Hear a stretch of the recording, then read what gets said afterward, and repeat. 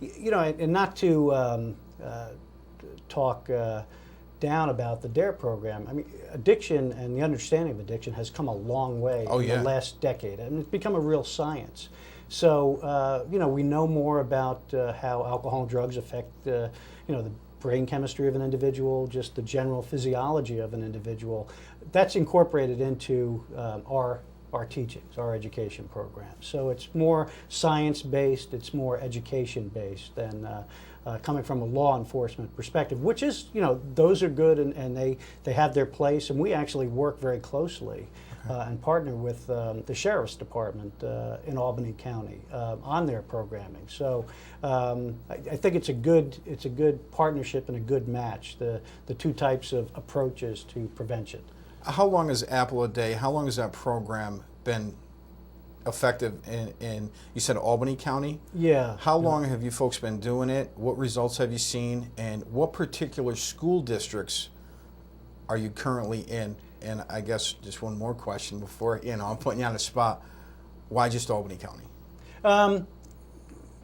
Our funding, we're an Albany County-based provider. A lot of our funding comes through Albany County government, the state government through Albany County government. We do work in other schools outside of Albany County. However, those are more individual and contractually based. But our funding is primarily to provide services in Albany County and the Albany County school districts. We've been doing Apple a Day since the mid to late 90s. Wow. So we've been doing it for quite a while. And we actually just received national designation as an evidence-based practice. So it's a program now that is available to prevention educators all across the country. And we've actually been marketing Apple a Day nationwide, and it's being used now in some of the western states, most notably New Mexico. Wow. So yeah, it's a evidence-based program. It's trademarked, and we're very proud of it. We've been doing it for quite a few years, but now it's taken to a different level. It's nationally recognized as an effective prevention education program. This is a program, and this program works, and this is how we can prove it works. Yes. Yeah. What schools are you currently in? We're in the Albany City School Districts. We're very involved right now in the Selkirk School Districts, and we're really doing a lot of Apple a Day work there. Down in Ravina? Down in Ravina. Oh, my wife is a school teacher in Ravina. Oh, okay. I'm very glad to hear that you folks are coming into that school district. Yeah, Caitlin Appleby, who's one of our community educators, is from Ravina. Yeah. And she's been working with Ravina Selkirk for quite a while now. Wow. Yeah. Great. Some of the other programs that you have at ACCA, you mentioned besides the Apple a Day, I guess we can kind of work our way up through the years with addiction. Okay. What would be the next one that someone may benefit from? Well, we have the full Continuum of Care. We have a community residence, a men's halfway house at 90 McCarty Avenue, and an individual could enter the halfway house, stay with us for up to 2 years after that. Oh, wow. They could go, spend 6 to 9 months in the halfway house, go to our supportive living program. We have supportive living facilities, which is like a 3-quarter house for men and women. An individual could decide to stay within our treatment system and our treatment and recovery system for up to 2 years and go to the transitional living housing that we have. We have a men's program called the Riley House. That's at 90 McCarty Avenue, and we just opened up Vista House, which is transitional living for women with children. Which is one of the biggest populations that's underserved, besides obviously the adolescents. So tell me a little bit more about the halfway house, the transitional living.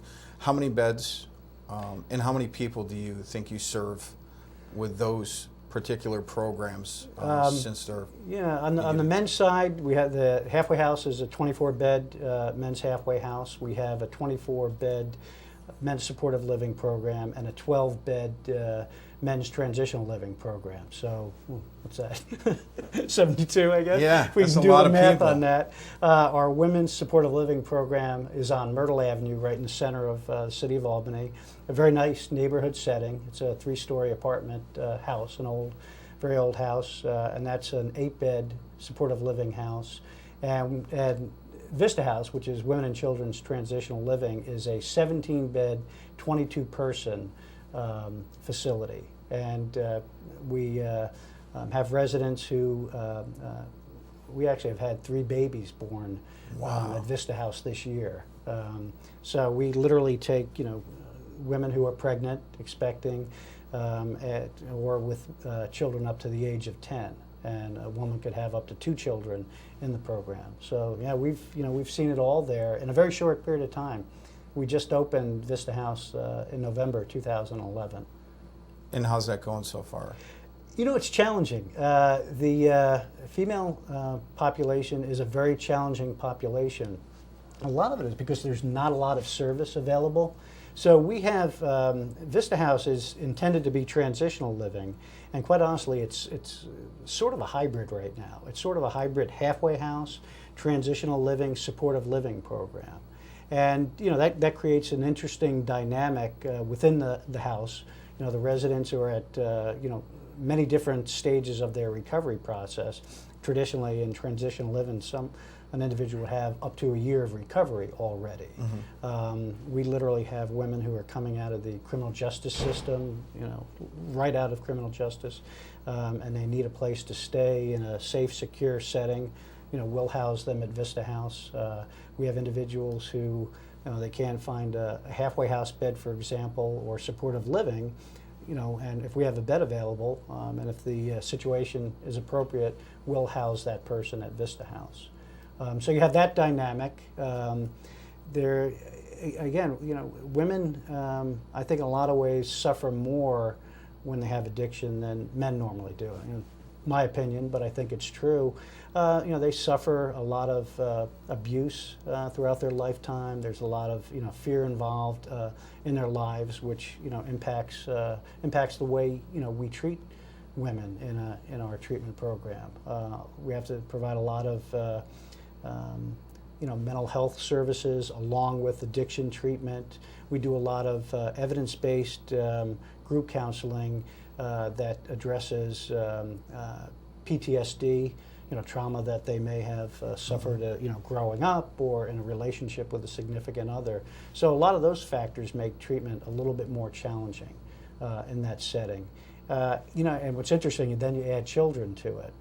That's a situation where often, the mother and child are just reuniting after, several years. Sure. And we just created a partnership with Parsons Women and Children, and that we provide some parenting skills for the women, and really addresses the new family life that they're going to be experiencing. Children, addiction's a family disease, so the children have experienced their mother's addiction. And they've had some of their own. They have some of their own scars. So we work with the adolescents and the children on that. Tell me a little bit about the outpatient program. It's over on Ontario? 115 Ontario Street. Tell me a little bit about the outpatient program. It's actually 2 programs in one building. It's a intensive day rehab program. So the residents in our program will go to the day rehab program from 8:30 until 2 o'clock. So they're in treatment all day, then they return to whether it's primarily the community residents, the halfway house, but some of our supportive living clients, residents, are in the day rehab as well. So that's an intensive treatment setting. They go to 4 groups a day.